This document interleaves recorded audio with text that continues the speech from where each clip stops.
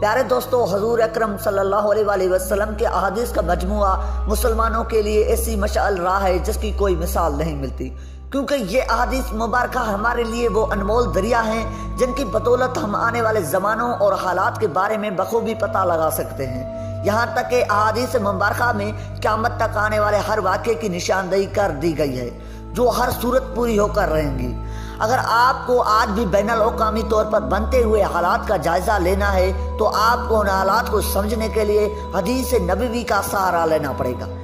آج دنیا میں جو جنگ کا ماحول پیدا کیا جا رہا ہے، 1400 سال پہلے مخبر صادق حضرت محمد صلی اللہ علیہ وآلہ وسلم نے اپنی احادیث کے ذریعے ہمیں اس سے آگاہ کر دیا تھا کہ آج جس طرح تمام دنیا مسلم امہ کے خلاف جو سازشیں تشکیل دے رہی ہے، اس کا اشارہ بھی ہمیں پہلے ہی بتا دیا گیا تھا۔ اللہ کے رسول حضرت محمد صلی اللہ علیہ وآلہ وسلم کا ارشاد ہے کہ قیامت سے پہلے کی چند نشانیاں نوٹ کر لو۔ سب سے پہلے میرا انتقال، پھر بیت المقدس کی فتح، پھر جانوروں جیسی موت جو تم پر ایسے اثر انداز ہوگی جیسے گردن توڑ بیماریاں اثر انداز ہوتی ہیں، پھر مال کا پھیلاؤ، یہاں تک کہ ایک شخص کو 100 دینار دیے جائیں گے وہ پھر بھی ناخوش ہوگا، پھر ایک اور فتنہ کھڑا ہوگا جو عربوں کے ہر گھر میں داخل ہوگا، اس کے بعد تمہارے اور اہل روم کے درمیان صلح ہوگی، پھر وہ بے وفائی کریں گے اور 80 جھنڈے لے کر تم پر چڑھائی کریں گے اور ہر جھنڈے کے نیچے 12,000 کا لشکر ہوگا۔ دوستو، اس حدیث مبارکہ میں اس آخری جنگ عظیم کا ذکر واضح طور پر موجود ہے جو حق اور باطل کے آخری جنگ ہوگی اور جس کے بعد باطل کا نشان صفحہ ہستی سے مٹ جائے گا۔ حدیث کے مطابق 80 جھنڈوں پر مشتمل فوج مسلمانوں پر حملہ کرے گی اور اسی طرح اس جنگ کا آغاز ہو جائے گا۔ آپ کو بتاتے چلیں کہ اس وقت عالمی سطح پر ایک ایسا گٹھ جوڑ تیار کیا جا رہا ہے جس میں 80 ممالک اپنے جھنڈوں کے ساتھ منظر عام پر آ رہے ہیں اور اس گٹھ جوڑ کی سربراہی دنیا کے 7 طاقتور ممالک کر رہے ہیں، جن میں فرانس، امریکہ، اسرائیل اور جرمنی جیسے مسلمان مخالف شامل ہیں،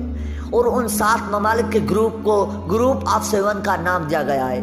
ناظرین محترم، شاید یہ وہی وقت ہے جس کی پیشگوئی رسول کریم صلی اللہ علیہ وآلہ وسلم نے فرما دی تھی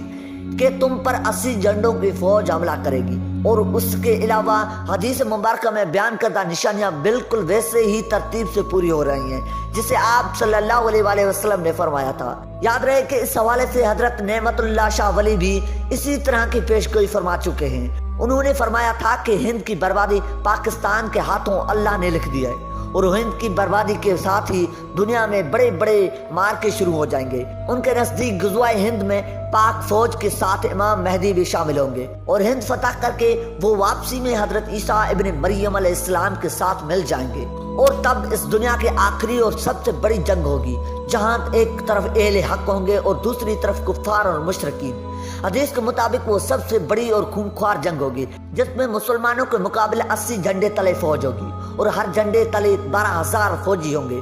اس حدیث کے مطابق 80 جھنڈے یعنی 80 ممالک ہیں، اور ہمارے خیال سے یہ 80 ممالک کا اتحاد نیٹو کا ہوگا جو اقوام متحدہ کے زیر سایہ اہل حق کو یعنی مسلمانوں سے ایک آخری جنگ کرے گا۔ حدیث کے مطابق ہی اس جنگ میں اللہ مجاہدین کو فتح نصیب فرمائے گا اور مجاہدین کے نصرت کے لیے آسمان سے فرشتے اتریں گے، یہاں تک کہ ایک ایک کافر کو جہنم حاصل کر دیا جائے گا۔ پیارے دوستو، ان حالات اور واقعات اور احادیث کا جائزہ لیں تو شاید یہی وہ اتحاد ہے جو مسلمانوں اور ان کے ساتھیوں پر حملہ کر کے پوری دنیا پر کنٹرول حاصل کرنا چاہتا ہے۔ اس جنگ کو ہر مجنون کا نام دیا گیا ہے جو عبرانی زبان کا لفظ ہے، اور بنیادی طور پر ہر مجنون ایک وادی ہے جو موجودہ وقت میں اسرائیل کے قبضے میں ہے، یعنی یہ جنگ جس مقام پر ہوگی وہ ایک پہاڑی وادی میں ہوگی۔ فلسطین کی یہ وادی آج سے پہلے بھی بے شمار جنگوں اور خون خرابیوں کا مرکز رہی ہے۔ کہا جاتا ہے کہ جو اس وادی پر قابض ہو جاتا ہے وہ ناقابل تذکیر بن جاتا ہے۔ یہاں ہر دور میں خون کی ہولی کھیلی گئی ہے۔ اس بارے میں مختلف نظریات بھی موجود ہیں۔ نوشہرہ جی مرز نے اپنی کتاب کے ایک باب وقت کی کڑی میں علامتی انداز میں کہا تھا کہ 2 پرندے بلند ترین عمارتوں سے ٹکرائیں گے اور پھر یہی واقعہ پہلے عالمی جنگ اور پھر قیامت کی پیش خیمہ بن جائے گا۔ اگر اس پیشگوئی کو سامنے رکھ کر دیکھا جائے تو 9/11 کے واقعات اس پیشگوئی کو سچ ثابت کرتے نظر آتے ہیں۔ بائبل میں درج ہے کہ اس جنگ کا رقبہ 200 میل کا ہوگا اور ایسے وقت میں مسیح کا دنیا میں ظہور ہوگا۔ وہ سب عیسائیوں کو آسمان پر لے جائیں گے جہاں پر بیٹھ کے وہ سب جنگ کا نظارہ کریں گے اور ان کو کسی قسم کا نقصان نہیں ہوگا۔ اب اگر ہم ذرا گہرائی سے جائزہ لیں اور فلسطین پر بڑھتے ہوئے اسرائیل کے مظالم کے خلاف عالم اسلام میں جس قدر اضطراب پایا جاتا ہے اور جگہ جگہ پر جہادی عناصر نظر آتے ہیں جو وہاں جا کر اسرائیل کے خلاف لڑنے کی اجازت مانگ رہے ہیں، اگر یہ سب مل کر اسرائیل پر حملہ کر رہے ہیں تو امریکہ دہشت گردی کی اس جنگ کو اسرائیل کی حمایت میں موڑ کر جہادی قوتوں اور ان کی مدد کرنے والے ممالک کو دہشت گرد قرار دے کر ان کے خلاف اسرائیل کی سرزمین پر اس کی مدد کو پہنچ جائے گا۔ اگر ان تمام باتوں کا مد نظر رکھا جائے تو یہ جنگ انتہائی قریب نظر آتی ہے۔ جی بی سوارڈ ایک تجربہ کار ہے جو کہتے ہیں کہ میں چاہتا تھا کہ میں کہہ سکوں کہ ہماری صلح ہونے والی ہے، مگر میں آنے والے ہر مجدون پر ایمان رکھتا ہوں اور بے شک ہر مجدون کا مارکا ہو کر رہے گا۔ یہودیوں کے مطابق ایسے موقع پر حضرت دانیال آسمان سے اتریں گے اور مشکل کی اس گھڑی میں ان کی مدد کریں گے۔ اسلام میں بھی اس حوالے سے کافی معلومات موجود ہیں۔ حضرت محمد صلی اللہ علیہ وآلہ وسلم نے فرمایا کہ اس ذات کی قسم جس کے قبضے میں میری جان ہے، لوگوں پر وہ وقت آ کر رہے گا جب قاتل کو وجہ نہ پتا ہوگی کہ وہ کیوں قتل کر رہا ہے اور نہ ہی مقتول کو علم ہوگا کہ اس کو کیوں قتل کیا گیا ہے۔ اس حدیث مبارکہ پر غور کیا جائے تو دہشت گردی کی جنگ میں یہی ماحول جنم لے رہا ہے کہ نہ مارنے والوں کو پتا ہے کہ وہ کیوں مار رہے ہیں اور نہ ہی مرنے والوں کو پتا ہے کہ وہ کیوں مر رہے ہیں۔ امریکہ کی اس نام نہاد دہشت گردی کی جنگ میں جس طرح قتل عام ہو رہا ہے